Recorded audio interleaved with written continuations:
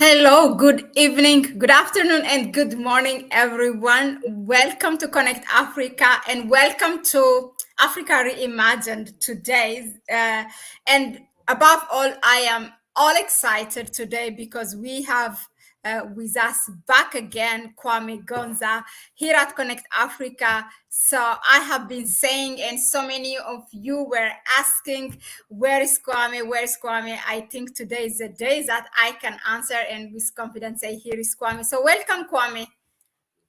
Thank you so much, Mahlet, and greetings to everyone who's tuning in on Connect Africa on the live, and those ones who are not tuning in live from across the continent of Africa and across the world. Greetings all the African world. We want to thank you for supporting the channel Connect Africa generally and helping the channel to grow. We really appreciate that, and we're here. We're back. We've been having, of course, some challenges and reasons here. Of course, challenges about life, as you all know.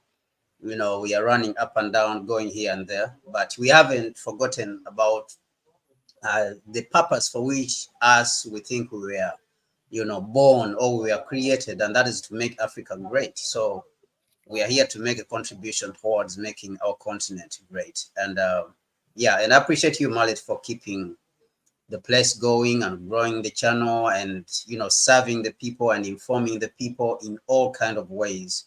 So thank you for putting together the platform and keeping it going. I think you deserve so much credit, so much credit, which you deserve. Thank you so much, Mahlet, and thank you everyone who's keeping on the platform watching.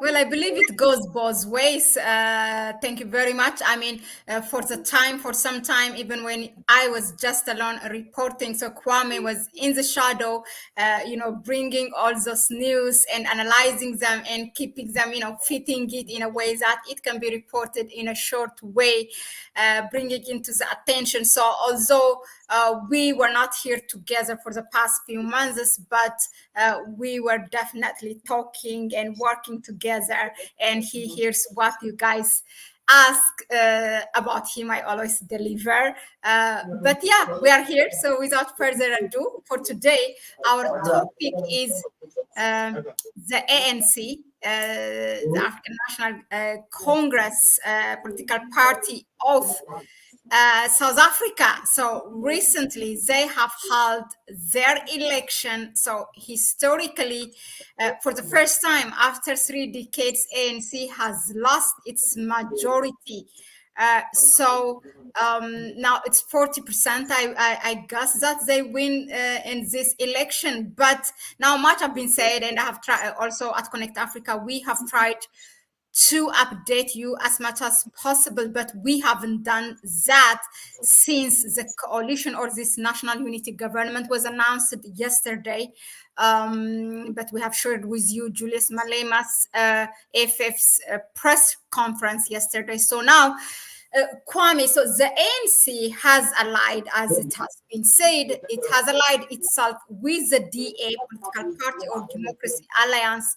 Now, can you give us a brief outlook on the DA as a political party before even we talk about their coalition? Let people know the background of DA. Yeah, thank you very much, Mahlet.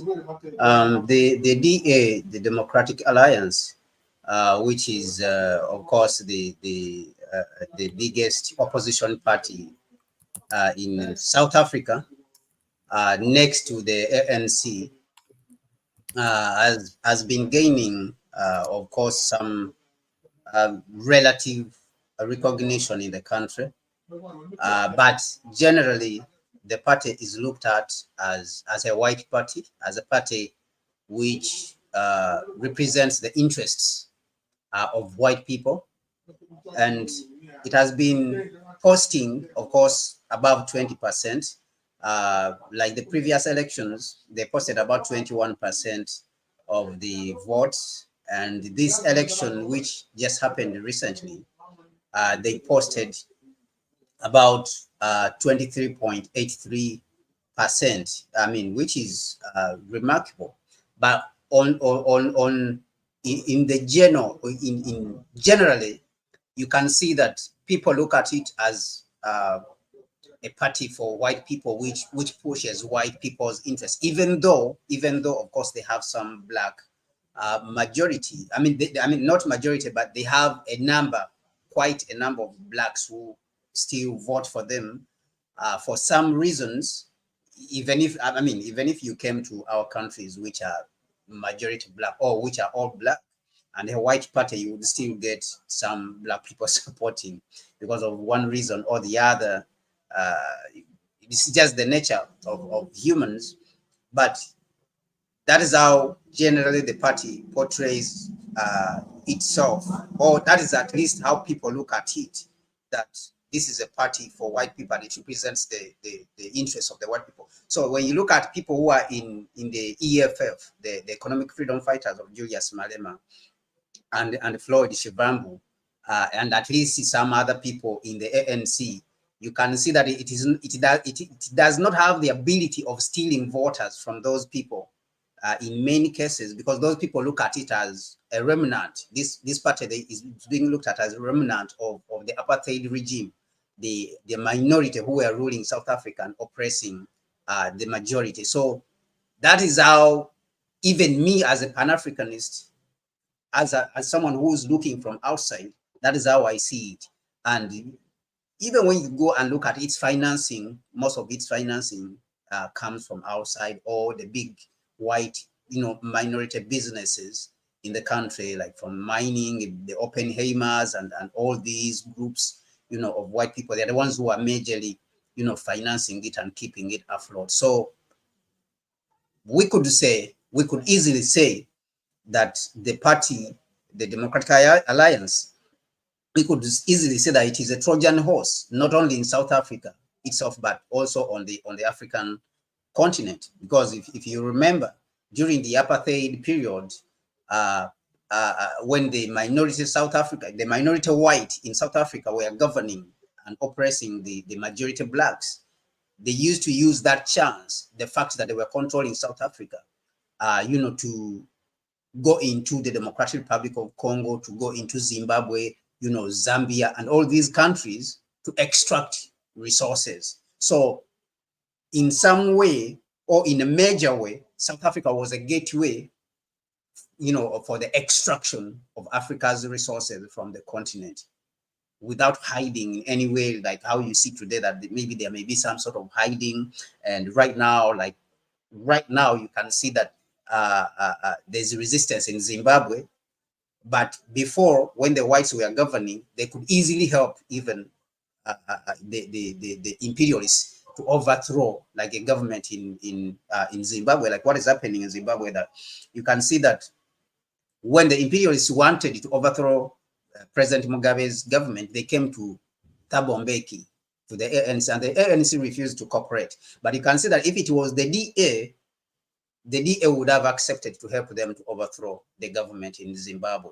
And if you look at the DA again on the question of the Palestinian question, you can see that the DA is on the side of Israel also. It condemns, Hamas, and condemns the Palestinians. So you can see its DNA is imperialist. So it is not just a speculation, but even in its approach and its policy, when you look at it, the economic policies, they are right wing. They believe that the parastatals, the state institutions in South Africa, should be taken away and privatized and be given to individuals. So when you look at all these, you can conclude that it is a Trojan horse, not only within South Africa, but also on the African continent. And I think that it could be dangerous if the DA took over power in South Africa. It could not only be dangerous for South Africa, but it could be dangerous for the whole African continent. So from a close analysis, and even from a far analysis, that is what we can see. This is the nature of this party, that it still has that DNA, that imperialistic DNA embedded within it. Thank you very much, Kwame, for enlightening us on that, who is this Democratic Alliance Party and what it has been doing from the background in the last years. It doesn't mean that it's just a political party that popped up now, but during apartheid time and also post-apartheid, the name might change, but the people and the interest, the same interest was there. Now, one of the things that I picked from Julius Malema during his press conference yesterday was that now this DA, how even in the background, it's not about that this is a race. There is somewhere he says it's not a race issue because ANC has all along white people working with them, and also they have been financing it. I mean, just like that, in black and white. Now, the fact that it's going to form a coalition or this national unity, whatever it's called, I don't know what the difference of is that DA and ANC are signing. Can we say that before it was from the background, now that it's part of it, part of ANC or part of the government, can we say the ANC is finished? Yeah, is the ANC finished for allying now with DA? What's even the future for ANC?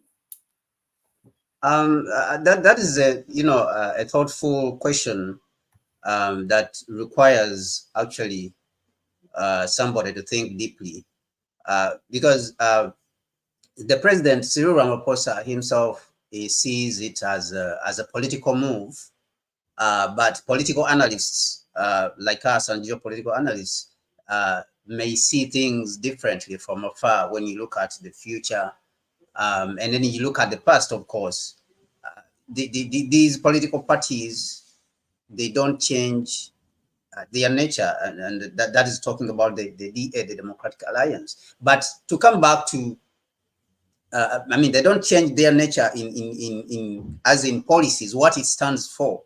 The DNA of the party, as we have mentioned, is imperialist. But if we go back to the ANC, what you spoke of, the issue of being financed from outside by whites. Of course, Julius Malema mentioned this, but this comes all the way from 1994 and during those period of, before 1994, when there were negotiations for the blacks to take over power, when some South Africa entered into democracy from apartheid, from the apartheid regime, which was the white minority. Many have said that there was compromises which were made during that period, and those compromises were to favor whites. I think I was watching an interview a few days ago, and I watched the deputy president of the EFF, Floyd Shivambu, and he was saying that it's only whites who celebrate Mandela, and he was saying this in broad daylight, on a record, that it's only whites who celebrate Mandela because he benefited them.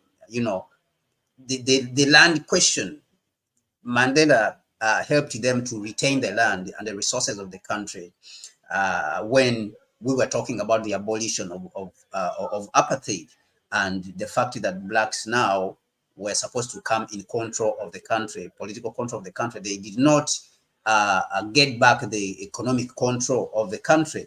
So you can see that these compromises which were made during that period, and the fact that land was not taken back and given to the rightful owners of the land, and land, as they say today, 72% of all the land belongs to just 8%, the whites who are just 8% in the country. And the blacks, who are the majority, they control only about 4%.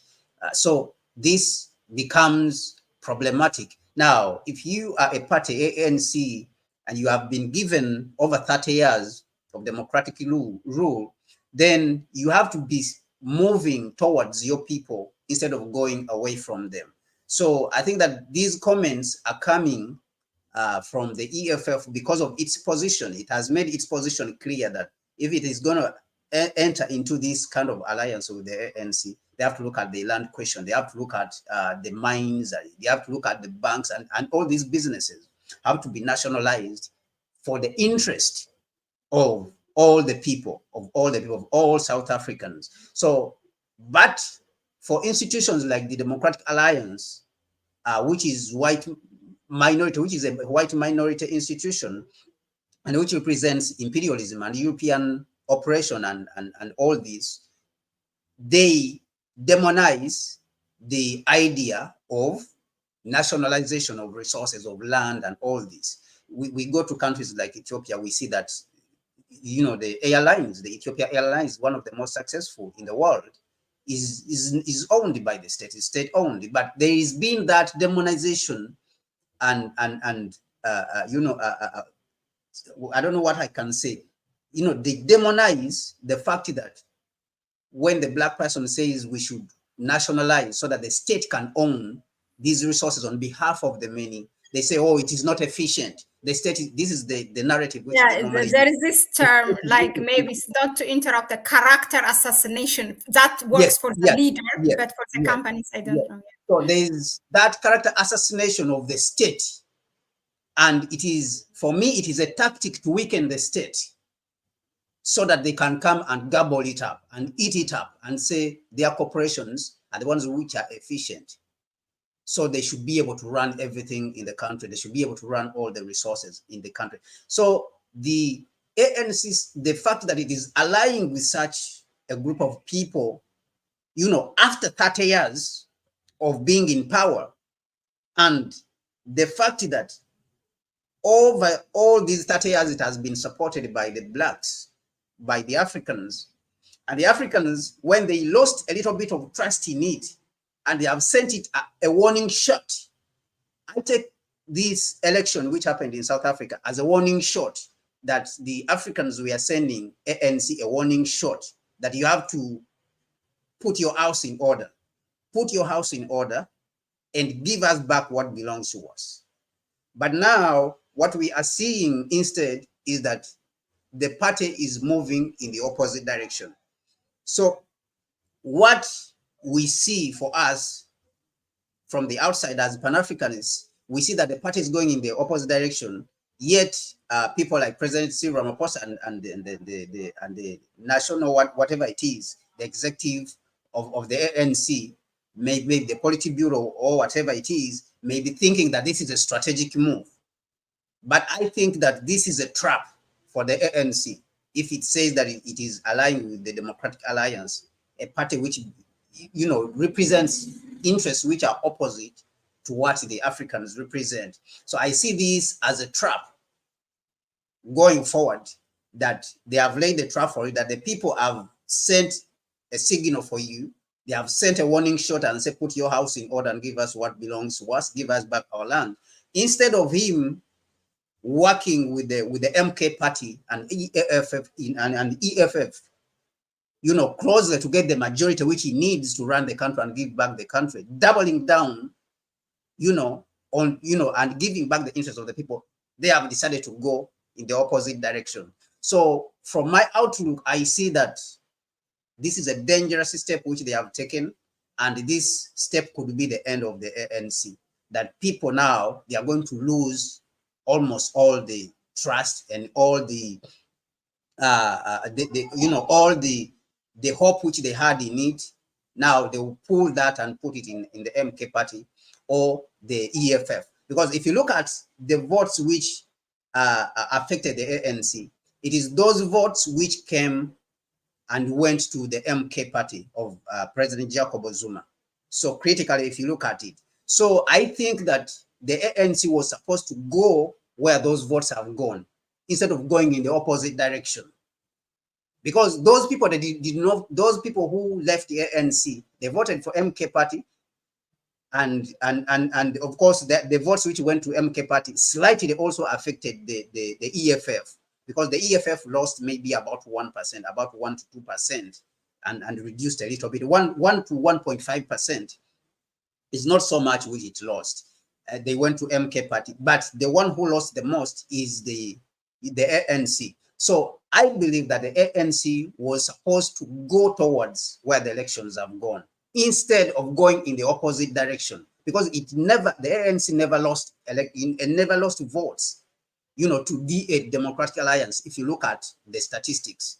So I think that this is a very big mistake, that it is going to lose more. It's going to lead the party to lose more, because people are going to look at it like, okay, so they don't want to look for us now. They don't want to look for us where we have gone, where we have ran in the EFF, or in, because at first they lost to the EFF. Majority of the people which they lost at first, the votes they lost at first, went to the EFF. Now, other votes have gone again to the MK party, which is a black party. So it tells you that these people, they don't want to vote for the DA. And if there is any increment in the DA votes, it was just a slight. And other people have said that the votes which increased for the DA, which is about 2%, it came from other parties which are in line with the same ideology of right-wing policies. So that is where the DA got the votes from, but it never got really votes which we are coming from ANC or EFF for its increment, which is about 1.5 or 2%, to get to 21%.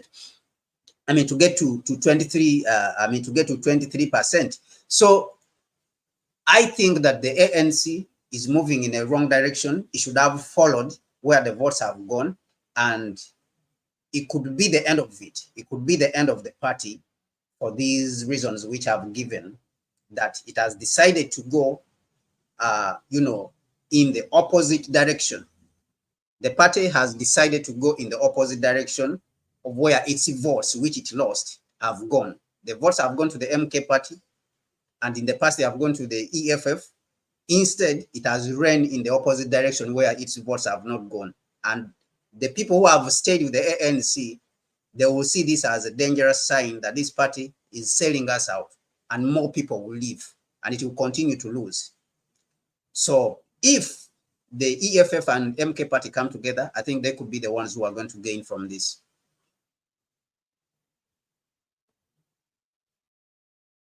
Just to be clear, the MK is not part of this national unity government or something. Yeah, so the demands of the MK and the EFF, especially the EFF, I'm not sure about the MK party, whether it is part of the coalition, but the people who have been spoken about most of the time is the DA. But the EFF, that one, I'm sure it is not part of the coalition because of the demands which they made. They made very strong demands, which are supposed to favor the people. And the ANC wants to please everyone, wants to please the white minority. And of course, it wants to justify that and say business, economy, and stuff like that, because they control the economy. That if they are not there, then the economy will collapse and stuff like that. So that there's that fear. It's very interesting. Yes, Cyril Ramaphosa, ANC led by Ramaphosa has gone totally a different or opposite, not different, an opposite direction. It has had a chance to rectify this and make ANC strong again.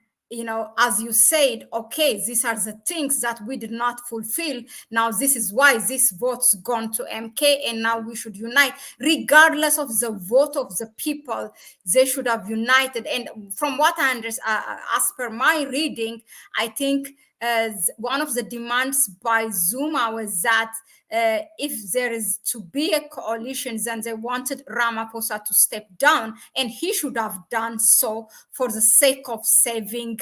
It's not about even one political party. This is a historical party that gone through the sacrifice of the people who fought not only with their weapons, but with their chanting, and singing all types of resistance. And it's not that far. It's just 30 years. Now, history will record what they have done now. It's very difficult. Actually, I expected the ANC, with this shortfall and failure to gain the majority, I expected the party to radicalize it, itself much more, to be radicalized even more, and start talking about the land issue, in a much more aggressive manner and bring EFF on board, because even if you have only the EFF, you already have the majority, in the parliament. I expect it to radicalize more. If you look at parties like the National Resistance Movement of President Museveni, during the periods when he faced a lot of resistance from the Western world, when they were sponsoring the Bobby Wines, they were sponsoring people like Beyecha, in Uganda, the Western world was pumping money in them. Actually, that is the time when Museveni radicalized more and started talking about, resisting homosexuality and started opposing imperialism. So this is where I expected the ANC, if it wanted to survive, this is where it was supposed to go. Yeah. It was supposed to radicalize more and even start whipping up, because in the past we have spoken about the land question on this channel and say that if the ANC wants to retain power and wants to take back the land and give it back to the African people, it has to mobilize the whole continent, actually. Just like what when Ethiopia was facing challenges, it has to mobilize almost the whole continent to come to its rescue. So I believe that the land question in South Africa is not going to be approached with moderation, but rather a loss like this was supposed to radicalize the ANC and push them in a direction whereby everyone in the party, the people who have been corrupt within the party and misusing the position of the party, they were supposed to be put on notice that this is a revolutionary party. You can see that whenever parties are experiencing and going through a difficult time, the leader goes around and mobilizes them and brings back this, consciousness of the revolution and reminds the people that this party is a revolutionary party. You can see that with the Chinese Communist Party, with the President Xi Jinping, that when President Xi Jinping realized that China is now entering a phase where it's going to confront the West, so he mobilized the country and mobilized even the cadres themselves and took them around the country after they gave him his recent term in which he got his term as a president, another term as president. He took them around the historical sites where the revolution was carried out to remind them that we are entering a phase of struggle. This party is a revolutionary party, is not a moderate party. Now, this is where I have huge fears for the ANC, that instead for them to radicalize more and reminding the cadres and the comrades that this is a revolutionary party and going in the direction of revolution, more and more they are going in the opposite direction. So this is where it is very, very dangerous for them. They were supposed to radicalize, mobilize within the party themselves and remind them that we are entering a dangerous phase where the party is going to survive or die, and then team up or gang up with the MK party and try to resolve the differences, bring the EFF on board. With that, you already have more than 60%, which you need. You have the majority, which you need. And then go around the continent, because you have already put your feet on the other side, in the foreign affairs issues. For example, you have gone to sue the right-wing Israel government, the apartheid government in Israel. But now in the country, you are allying with the people who are supporting Israel. So these are contradictions. So if you have decided to go in that direction, you should go in that direction. That you are now a revolutionary party which is defending human rights on the international, on the international stage. But when it comes to your country, you are not defending the rights, the economic rights of the African people. And you are allying with people who are opposing the economic rights of the African people. So you can see that this is a very dangerous step which it has taken, and a huge contradiction. I mean, all parties have contradictions, but this is a huge contradiction that is going to cost the ANC, the leadership of the country. So this is what I see from the examples which we have mentioned from the national resistance movement in Uganda, and the direction where it has gone when it has faced opposition, and when it was losing actually support in the country and it was dropping below 60%. And also when we talk of the Chinese Communist Party and under President Xi Jinping, where it is right now, and how in the past, when it has faced challenges and it has known that they are going to confront the Western world, they have to mobilize a unified country. But now you have decided to cross the line and you are looking like a sellout, somebody who is selling out to your people. And the people who are radicalized, like the EFF and the MK party, who are saying that the blacks should own their things, you are opposing them and you're looking at them as crazy people. So I see that even the support, the 40% which is remaining, is going to dwindle and go towards the MK and go towards the EFF instead of going to the ANC, and the ANC will lose. And it would be dangerous because the DA also could gain there. If the EFF and the MK party had not come together, then the DA could gain an edge there. But I don't see it really taking over power, but the EFF and the DA have to come together, to work together to be able to take the power. So many questions are in my mind, and our people here, our audience, seeing this, Catherine, Black, Africa Unite, all of you, thank you. And seeing this have some important questions, which is a follow-up question on what you have just answered or on what you have just addressed, and mine too. But let's first, go ahead and give you the time to analyze what we planned for today, and then according to time at the end we will bring these questions in. Now, so how do you see the future of EFF and the South African Parliament? Now, EFF, Julius Malema has explained yesterday about the future. I mean, there were a lot of questions around that from the journalists, but yeah, the EFF and in general the South African Parliament, how the representation and how it will look like. You're muted. Yeah.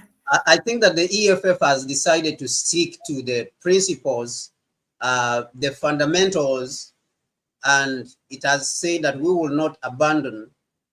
For us, we will not abandon the fundamentals of what makes us a revolutionary party.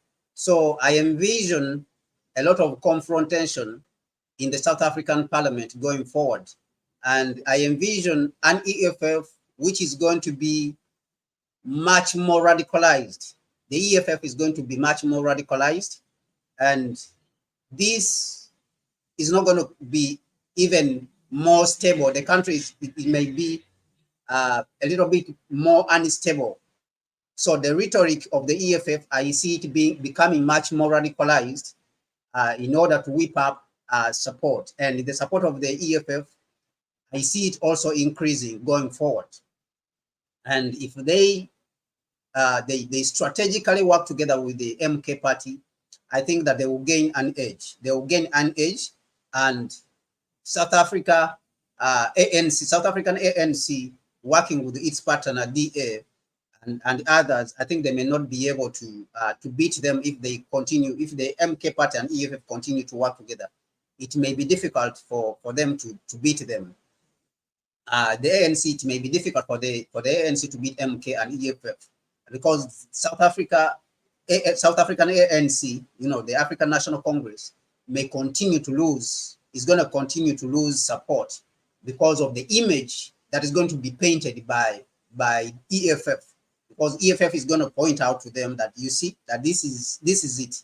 This is a sellout party. This is what we have been telling you, that these people sold us out and they will continue to sell us out. So this is going to be the rhetoric in Parliament. So it's going to be a little bit more confrontational. We have seen Julius Malema and his, party being confrontational in the South African Parliament in the past. So what I envision, or what I see and what we see in the future, is that it's even going to be much more than that. It's going to be much more than that. That the ANC is going to be painted as a neo-colonial party which has decided to abandon its people and cross to the camp. So this is going to help it to win people who were once ANC supporters. So right now it lost more than 18% or 18 points. So it may continue to lose. If it loses 20 more, then it's going to be difficult. It was going to be very, very difficult. If it loses the same as it lost this time, it's going to be finished for it. It will not be able to hold it, in the next elections. And that will be to the gain of EFF and MK party. So at this point, I think that it is just much more strategic for EFF to work with the MK party. But the Parliament is going to be more chaotic going forward, South African Parliament is going to be more chaotic.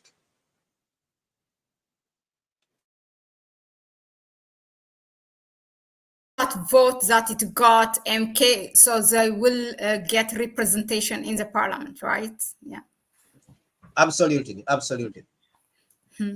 But interesting dynamic. But this is perhaps how what they wanted it to be. I mean, by allying with the DA, and they know those DA funders, it will lose its trust in the people, in the people's heart, and it's a long-term plan for them. So in the next election, that they will make ANC even lose more unless it rectify itself. So yeah, so perhaps other, it's going on the direction of what they plan for it, and he's yeah, just so other people, yeah, of course, other people have said that this desire to please everyone is actually by the ANC is just a strategic move by the white minority to try to take back the country. As you have seen that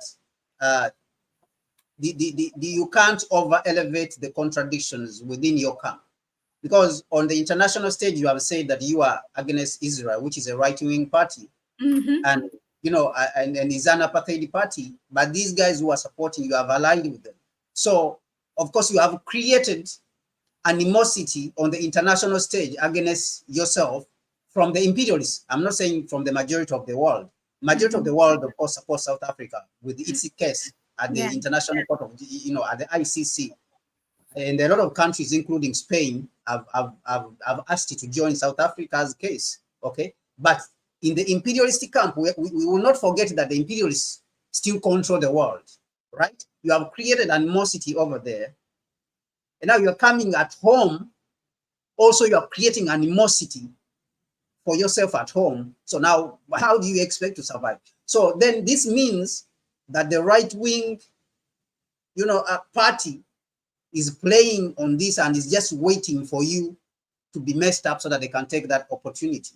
So some people have said that it is a strategic move by the white minority to try to take, power by weakening the ANC when it doesn't know. And of course, it is possible.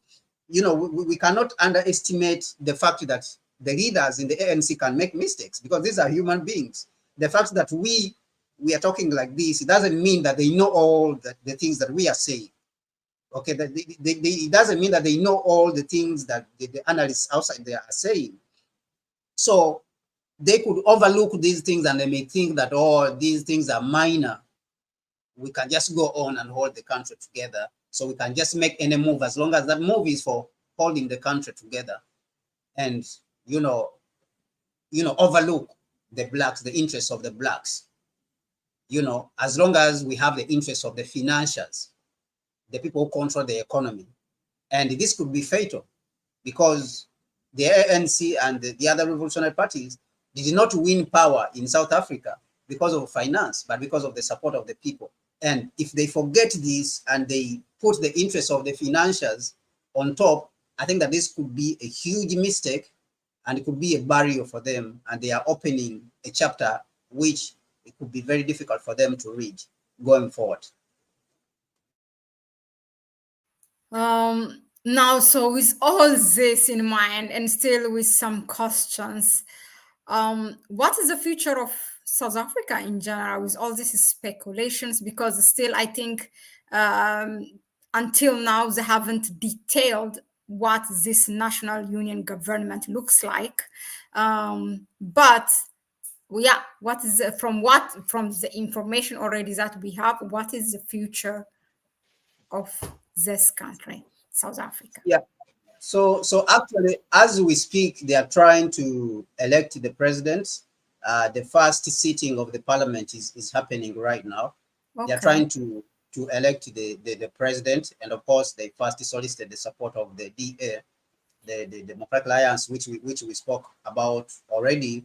But like I said, what is going to happen in the parliament, I think, is going to spill over into the public.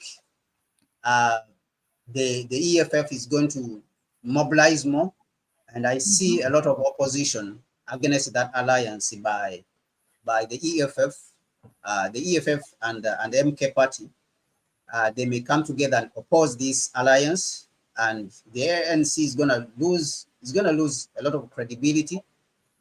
But then from outside also, these moves which it has made from outside,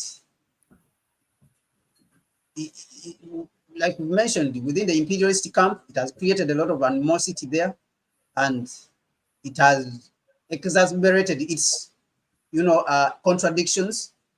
So it means that you are going to face a lot of problems. It's going to be difficult for you to govern the country. It's going to be extremely difficult. I mean, if they are saying, if the ANC and President Cyril Ramaphosa are saying that the country has been difficult to govern, it's even going to be much more difficult, because the enemy outside, who are the financiers, the ones you are trying to please, who hold the economic interests, they have an interest in weakening you and destroying you as a party. And now also your own people, now they have an interest in destroying you because they think that you have betrayed them. So now the country is going to be difficult to govern. It's going to be very difficult to govern, because the Democratic Alliance will be making demands on the ANC. You see, we'll be making demands, and the EFF will be beating the ANC, and MK party working together. They will be beating the ANC in the public. So it's going to be very difficult. And the financiers on the international stage, they will be wanting to penalize South Africa. They will be wanting to penalize the ANC for standing up and putting, Israel in the ICC. So it's going to be very difficult for the ANC as a party, and for the country. I really don't see stability. I don't envision a lot of stability in the country. If there is stability, it's just going to be very difficult. It's just going to be very difficult for the ANC to govern the country. Interesting, and at the same time, very saddening. Unless it goes back, I think, unless it goes back to its revolutionary roots. If it is using, if they are using this alliance with the Democratic Alliance as a tactic to get the power and maybe sell out and push the Democratic Alliance on the side, which is going to be difficult, which is very, very difficult. Unless they want to get the power, push it, and then come back to the people, which is going to be, I really don't see this, but I hope that this is the strategy that they are trying to employ, that they will come back to the people, whom they have abandoned, because you put together MK and EFF, that's around 20% of the people. And then now you are going to have more people in your camp who are dissatisfied, maybe around 20%, or, because you lost already around 18%. So if you have another 18%, which is close to almost 20%, and then you push that, it will be 40% on the side of the MK party and EFF. So which will be, which will be difficult. That will mean that you are left with only 20%, and together with the 20% from the Democratic Alliance, you don't have enough. You have 40%, and the other side also 40%. So you can see that it is going to be very difficult. It is going to be very difficult for the ANC, for them to govern the country going forward. Thank you, Kwame. For us, those are the questions that we have said in a way that now it will be able to answer why we say that this could be the end of ANC. But there are some questions. So since we have time, let me go and start with CNS. Stephen Williams, I read you. I agree with you, because I am more angry even not at the parties, the South Africans themselves, because it's less than a generation, 3 decades. How can you forget that time? But yeah, to make it in a timely order, the questions, let me start with CNS questions. I think half of it is answered. He asks, could this be a deliberate move to totally destroy the ANC? It has been mentioned that some top ANC leaders today used to be spies for the apartheid system. Yeah, so it's possible. It's possible. So, I mean, we don't rule out that the ANC has been doing some good things, like we mentioned on the international stage. when it comes to foreign policy, actually, there's no country which is very strong. There's no party which is very strong on the foreign policy on the African continent as the ANC. You have seen it defending the African continent on numerous cases. So, but that good record on the international stage is supposed to be translated to being a good record also on the local stage. Because remember, the people who want to destroy you on the international stage and don't want you, these are the people who have the big monies, internationally. So when you antagonize them, as the ANC has done already, you are supposed to come back home and strengthen yourself at home. You see, strengthen yourself at home. But when you go in the opposite direction, at home, you are going towards the enemy. On the international stage, you are holding the enemy accountable. But at home, you are going towards the enemy. Now, you create a huge contradiction. Even you yourself, which you cannot take yourself out, and even others on the continent, it's very difficult for them to help you to get out of that contradiction. So this is the problem. And that is where the enemy sees an opportunity to say, let us destroy this, let us destroy him once and for all. Let us destroy him once and for all. Yeah, so for them, what they want is to bring the DA into power in South Africa so that the white can have consolidated control of South Africa and the resources, and of course, start going into overthrowing the government in Zimbabwe and then taking over all these resources in Democratic Republic of Congo. Where we are right now. We are in another industrial revolution that is going on right now. So the DA could be that party that helps them now to rejuvenate Europe, which is declining, and the United States, which is declining. So the DA is that card which they are counting on the Europeans and the whites, and the Americans and all these guys. So they are counting on the DA to bring it as a puppet so that they can be able to suck the resources from the south, from the central all the way to the south, and take them, overthrow any government which is opposing them, like the government in Zimbabwe, and then put a lot of puppets around there and suck out all the resources, like lithium and cobalt and copper and all this, so that they can be able to rebuild their, declining countries right now, which are behind China. So this is the strategy. But of course, these strategies, the ANC itself may not have seen it, and many of the people may not be seeing this strategy, that this is what they are working towards. And they have done this. If you go back to history and look at what they have been wanting to do, what they did during colonialism, slavery and colonialism, and what they have wanted to do after the apartheid was defeated by wanting to overthrow President Mugabe, you can see that this is exactly what they have wanted to do. So it tells you that you are dealing with a very difficult group of people. So it is not difficult to understand what they are trying to do, what the imperialists are trying to do, if you follow history and follow what they have been doing all through. So the ANC, I think it has to play well, but if it doesn't play well, I think that it is time for the EFF and MK party to take to take this, to use this as an opportunity to strengthen themselves and fight back so that the country will not go to the Democratic Alliance.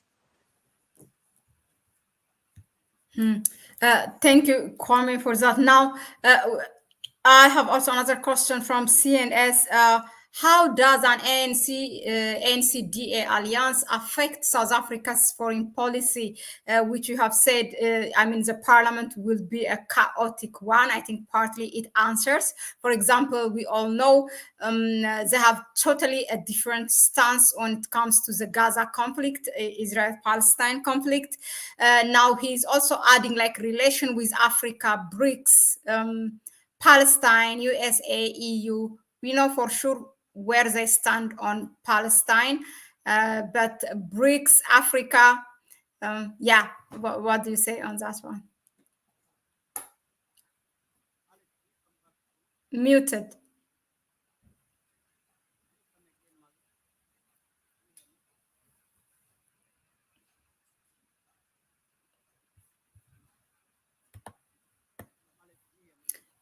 No, let me see. Did I type something? No, we don't hear you, Kwame. How is that possible?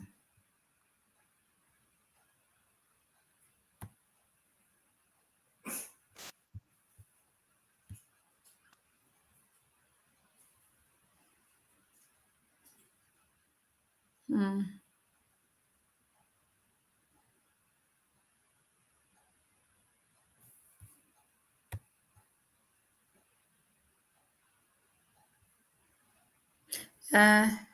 Okay, maybe try.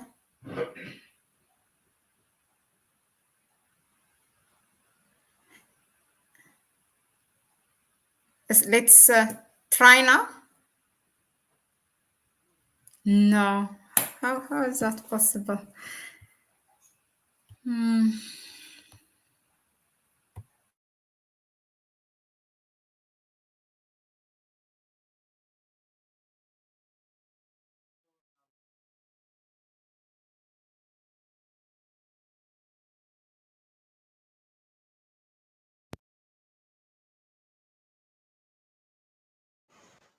Malik, can you hear me?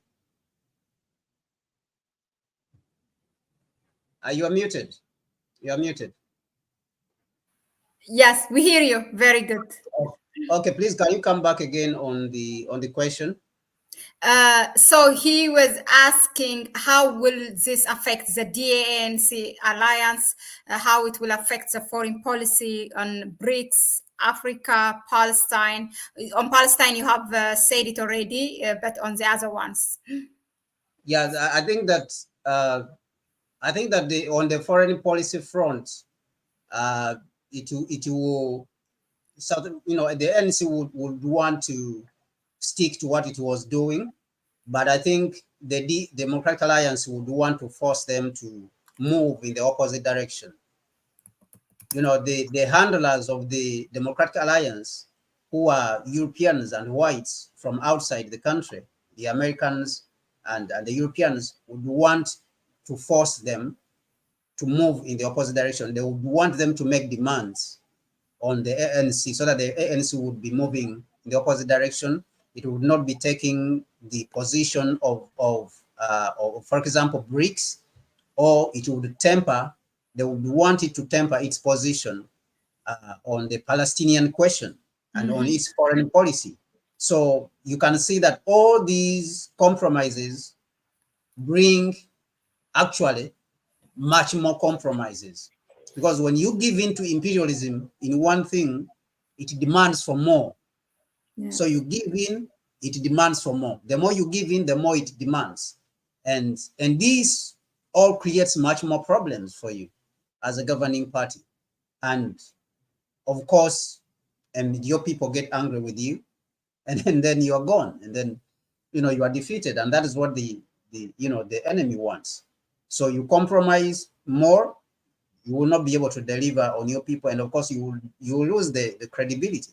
You lose credibility. So the ANC going forward, it needs a very, very tactical leader, someone who will be able to bring it back to the people instead of the direction where it is going, because it's going in a very difficult direction, very, very difficult direction where it is going right now. Let me add my question here. I still see there's also another question from CNS, but let me bring my own. And yesterday when I was listening to this the live stream of the press conference by EFF, when Julius Malema was talking at one point, they were asking him about the president, and then he said, no, there is no, I mean, let Ramaphosa himself be a president, because this is what South Africans vote. He said they gave ANC or to him a majority vote, and this is his phrase. He said, let the South Africans, they should be able to swallow what they chose to chew. This is what he said.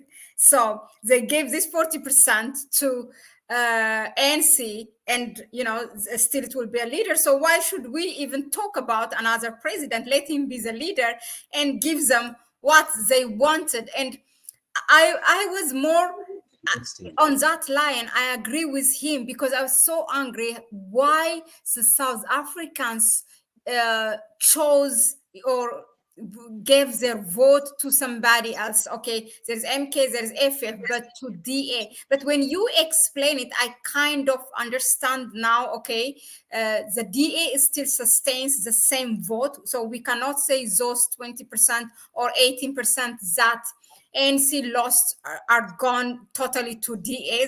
They came to the new party, to MK, and a little bit 1% or I don't know how much for AFF, a little bit higher. So that explains it.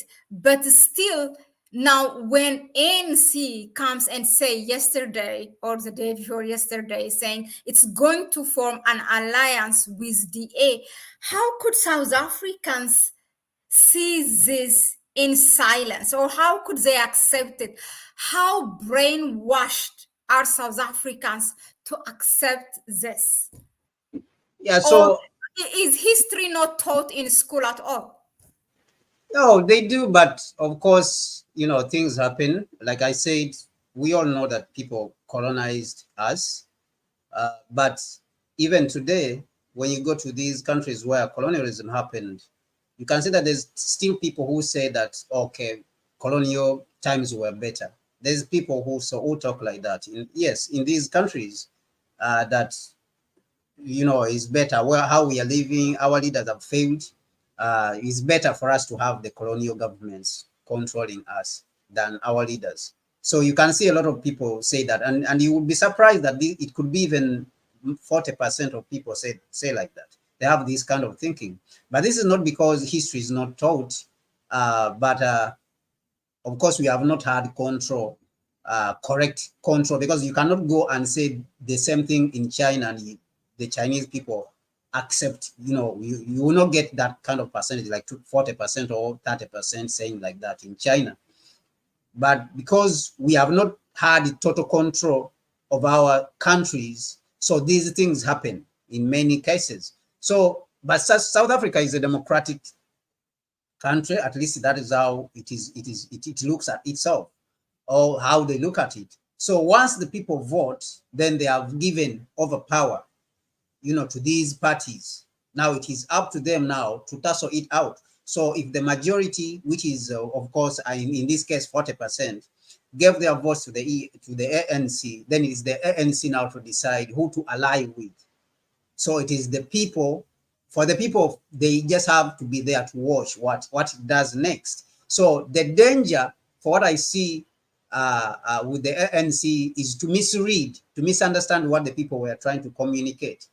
And that is what is going to cause much more problems for it, that it would misunderstand what people were trying to communicate, that people were sending a warning shot, like I said, to you, that you should put your house in order and give us what belongs to us. And instead you cross and think that they were telling you to form a coalition government, because this is what has been said by majority of the people in the mainstream media, that the South African people were communicating that we want you to work with all the parties. But look, you have alienated the EFF because of its demands. Now, if you are saying that you want to work, the South African people have communicated to you that you should work with the other parties. So why are you alienating now the EFF with its demands? And then why are you alienating the MK party? And you have gone in the direction of the Democratic Alliance. So this is where the problem is, misreading what the people were trying to communicate through this vote. So that is where the problem is going to be for the ANC.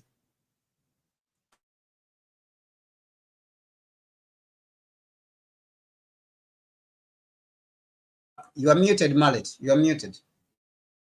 Another question is perhaps maybe the last one. Is democratic election even the way, or does it work in Africa? I think after seeing this, he's asking this question after, what happened. So this system, of course, we have seen that it doesn't work for countries which want to go fast. If you want to build a country really quickly, this kind of system doesn't work. And we have seen examples, numerous examples. The United States itself was not built on foundations of democracy. It was built on slavery, and it was some sort of one-party state. And the periods when the United States developed rapidly most, it was more of a one-party state. That power was taken over from the federal government. I mean, at the state level, and power was given to the federal government. We can talk of the building of the interstate highways. We can talk of the building of the intercontinental railway network of the United States. So all the periods when there was rapid growth in the United States was more of a single-party state. So it was not a democratic state. We can talk of China, we can talk of the Singapores, we can talk of even India today. We see India today, that India has been able to develop during this period rapidly because the Prime Minister Modi, some people say he's an autocratic leader.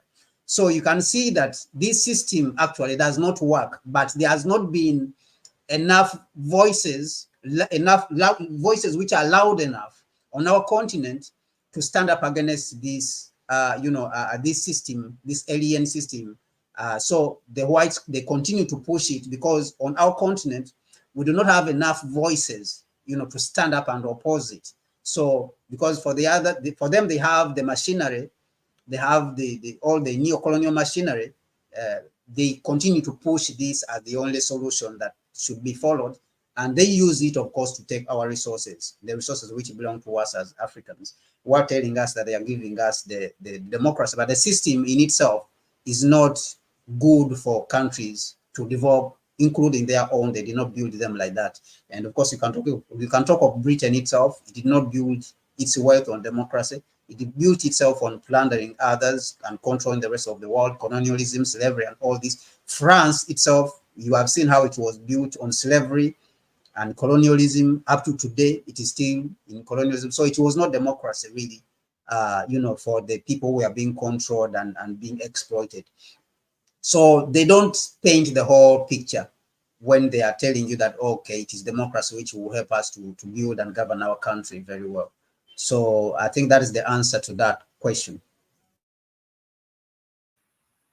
Yeah, I was talking, these days we were before the election result was revealed, we were updating our people from what's happening every day because it took long actually to bring the vote results. So there was a short clip that we shared from the DA, the one gathering in KwaZulu-Natal, big gathering. I think it's a stadium, and you will be shocked. Wow, these people have big Black people supporter. And the journalist that was, updating us and analyzing was, he was telling us, he said he was just walking, he's from that city and talking to people, and these young people, he said, like, you don't expect it. He says they are more into who will give them job. And right now, 30% of South Africans are unemployed. So you really have this support.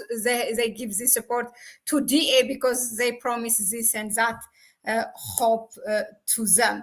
So that's the danger of this system. That's the danger of this system, is that this so-called democratic system, Western neoliberal democratic system, is that anyone who can talk things, whether they are going to do them or they're not going to do them, as long as they have the mouth and they have the resources to, to say those things, they have the resources to help them to pump out these ideas, they can go ahead and say whatever they want. So that is the danger of this system. That you look at countries like Ghana, for example, you have a president who came to power promising huge things, promising heaven and earth. But when he came to power, he has just destroyed things, destroyed the country.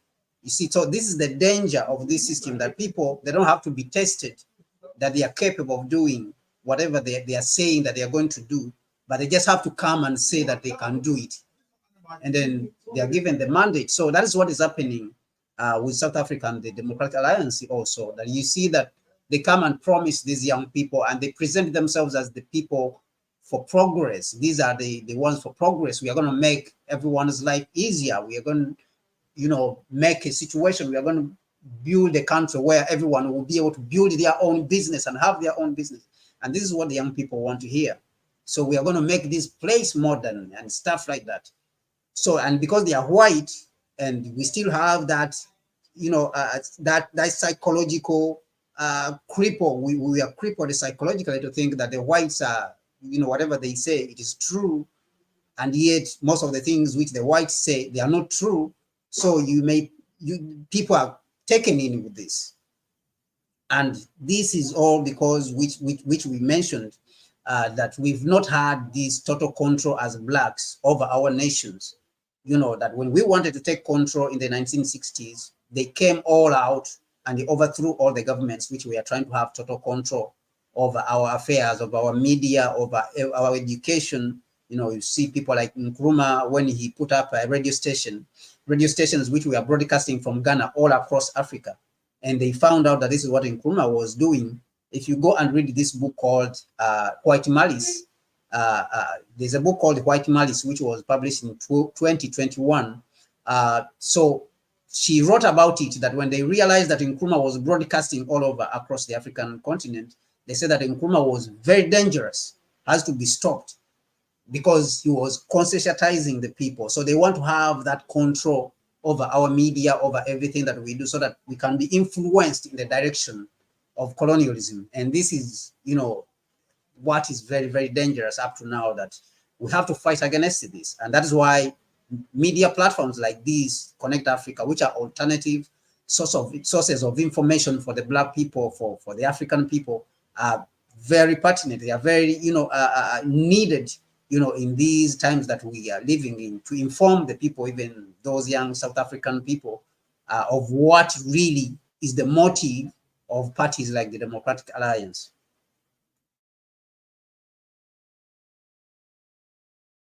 A lot can be said.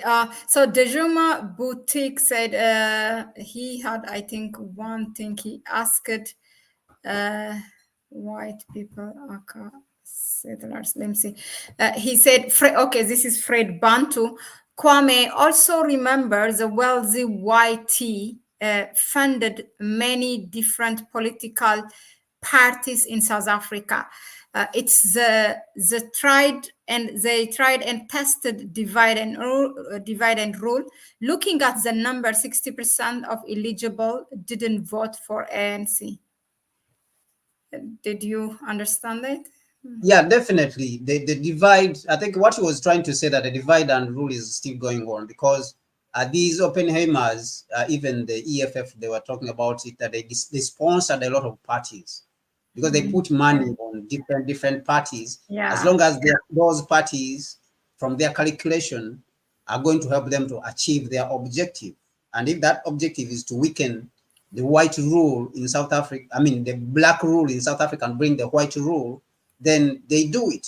So that divide and rule tactic doesn't go away. And we have seen this with the United States, that they will go and talk to Ruto, they will go and talk to, they will be in Addis Ababa, they will go and talk to Museveni, then they will go and talk to Nanado. So they will be talking to different people, and you see that Ruto is supporting Israel. So you see that in his neighborhood in Uganda, Museveni, they are not supporting Israel. They have stood on the side, and I've said we can't support this kind of genocide. We support a two-party state, a two-state solution. And you go, to people like Ruto is supporting Ukraine. Ruto is supporting Ukraine. So you can see that they use these divide and rule tactics. And now Ruto goes to Washington, and they give him huge welcome, throw huge parties for him as if he's a huge dignitary, but not knowing that they are mocking him. They're just mocking him to show him that it is important to separate him from the rest of the leaders on the continent. So these are all divide and rule tactics which are still going on. So, and they play out even in the elections. They play out definitely even in the elections, and they have been playing out. So the Oppenheimers, they will give South Africa, ANC, some money, and they will give the Democratic Alliance some money, and they will give other small parties some money. They weigh them and they see what they are worth and give them some money. So these divide and rule tactics, they continue. And all these, they are connected to a machinery which is in Washington and Brussels, actually, surprisingly, which people don't know. They are connected to the CNN, they are connected to the IMF and World Bank. All these things are connected together. But because they are so sophisticated, that is very difficult for an average person to understand. They normally miss it, and they go with the simplistic the simplistic narrative that is being pumped out there that, oh, this party represents this, is coming to make the country better. But if you read people who have written extensively about this, like Nkrumah, neocolonialism, the last stage of imperialism, these things, you can see how they are connected. They are hugely connected, and they are there to divide, and the main objective, of course, is to keep control of the country, to keep the resources away from the Black people, to keep the resources which belong to the Black people and give them to the Europeans so that they can continue. So all these are gymnastics. All these are just tricks and jumping up and down gymnastics, which is being used, whatever it is, the media, IMF, and all these. These are all gymnastics, but the main objective is to control the resources of the country and deny the Black people those resources. And of course, unfortunately, some of them who are supporting, like the DA, with their support, they will support their own operation, which is unfortunate. So, but it requires understanding, and it requires platforms like this, Connect Africa, to come here and teach the people so that they can be able to understand what they are up against, so that people will not be able to support their own operation and their own destruction, as some of the Blacks are doing with supporting of the Democratic Alliance. Thank you. Okay, so I think I'll just give a shout out, as we all do. We like to connect with our people here. So the last comment is, we should ask why it is that during colonization, democracy and elections were illegal. At independence, the colonial countries were the ones pushing for elections and democracy. Let me read that again if I get it. We should ask why it is that during colonization, democracy and elections were illegal. Okay. Yeah, I think it was just a comment. Yeah, it was just a comment. I think it was just giving us something to think about. Yeah, definitely. They never. So that's the hypocrisy. And these are some of the things which need to be said by people. So when you say these things out to many people, then the people are able to think for themselves. You see, they are able to think for themselves, because these people, they claim that they are Democrats. But how come when they were here governing our countries with colonialism, they never allowed elections? So this is what shows you the hypocrisy. And it shows you that these people are not here for democracy. This is plain, simple. Shows you that they are not here because of democracy, because they want to help you to have democracy. They are here to use a system which they are calling democracy to control you and take your resources and take what belongs to you. So it's just plain and simple, this one, for you to see. But it needs to be said out there and educate the people who don't know what is happening. Yeah. Okay. Thank you, Kwame. So Africa Unite 27, I had read your question, but this wasn't a topic for us. And it's a very wide topic, why Africa is still under Western. A lot can be said. So that's why we did not try to answer that. But other than that, a lot of people have said, welcome, Kwame. So that goes to you, Stephen Williams, Emma, Vilakazi, Catherine, Shelley, yeah, all of them, Fred Bantu. Thank you all, the Juma Boutique, for your contributions and everything. We really, we don't take it for granted, but we appreciate it. And please keep that coming, critical thinker as well. And they're happy that this has been enlightening for them. So just a small note, on the side, so we stream this. Kwame is back, so we try to do this at least with Kwame twice a week. But I know that when there are some pressing issues, or something going on urgently, needs to be communicated before people are getting exposed to the mainstream media, and before all the mainstream dumps their agenda, we try to come here and give you the African perspective. But other than that, just so you know, we will be here every Tuesday. Saturday we will let you know the time, but today, for example, it was important to talk about ANC, although it is Friday. But we stream this, that's number one, to tell you when are the times that Kwame will be here. Secondly, we stream this both here at Connect Africa and at Africa Reimagined. Some of you who have been here, you know that this is Kwame's YouTube channel, so go ahead and subscribe, support the channel as well. And if you want to help us further, you can also donate to our PayPal account. I have shared it here, the PayPal account for you in the chat section, but you can find it in the description section. Also, keep the comment coming. Thank you very much for being here, and thank you, Kwame, for your time as always. And that was it for us. Yeah. Bye-bye.